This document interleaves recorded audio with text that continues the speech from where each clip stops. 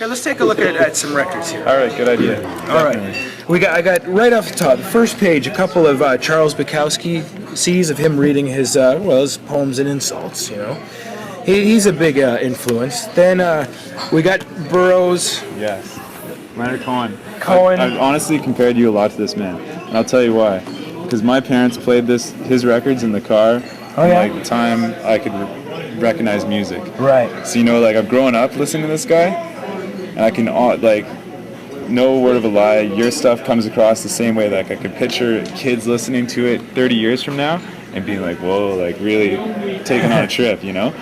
The same stuff. Like, do you ever consider publishing the poetry from the book? Like, I noticed the lyrics in the latest record. Yeah, that's a goal for 2004 to get a book published if possible. Right. Yeah. I've heard people mention his name in the same breath as me before, which is a very high compliment, Definitely. of course. But whatever, you know.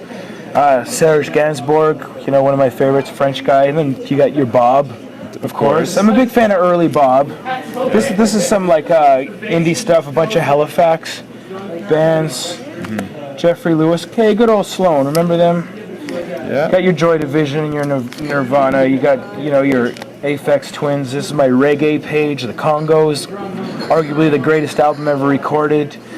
Some Augustus Pablo, Desmond Decker, Horace Andy. Yeah, some guilty pleasures here. Got some Ramones and some punk stuff. Mazzy Star, La Bradford, Godspeed You Black Emperor, Tom Waits, Vic Chestnut, Jim White. Here's some singer-songwriter stuff. Jesse Sykes, Catherine Williams. What else we got? Hey, you know, John Fahey, Os Mutantes. Some French stuff. Sebastian Tellier, Clinic, John Southworth, Queens of the Stone Age, Songs Ohio. A bit of hip-hop stuff. Here's the Signify record here. Sleep No More, Buck 65 and Sage Francis. Oh man, that's one of the only copies in existence right there. Swipe that. A little bit of, you know, classic hip hop stuff. I don't listen to as much as I used to, but I do like a lot of turntable stuff. D Styles. There's your man. My friend 6'2" there. Yeah. Otis Rush, some blues stuff. This is one of my favorite albums ever. Six Finger Satellite. Severe Exposure. That would be one of my Desert Island 10, you know. Mm-hmm. Buffalo 66 soundtrack. Some old blues, you know, Big Bill Brunzi. I got my jazz stuff. Chet Baker, Thelonious Monk, Ellington, Fats Waller, Miles Davis.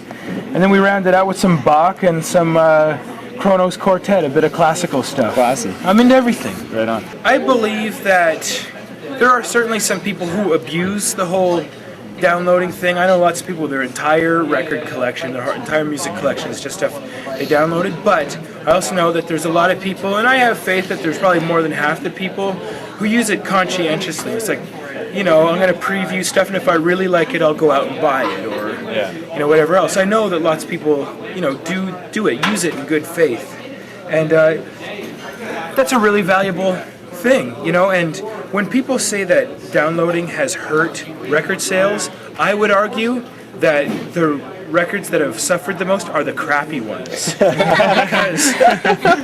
because people used to go into a record store, they had no way to preview anything, they buy a record, take it home and say, this sucks, I wish I didn't buy it. Now, they can preview it on the internet and say, that sucks, I'm not buying it. So I think it's like the shitty records that have suffered, because if you look at like some more in-depth studies, there's certain areas of music that really haven't been affected by it all that bad. I don't think punk's been affected all that bad. I heard country hasn't been affected all that bad. So it's not as simple or as black and white as a lot of people make it out to be.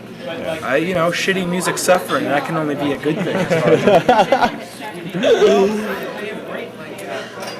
If I was mayor of this town, I would make it mandatory law that every citizen be issued a copy of the Anthology of American Folk Music. That's all I'm saying. It's valuable. It's like a musical Bible. And I think, you know, I've always been, like, for a long time, a really firm believer in two things. Diversity is good, period.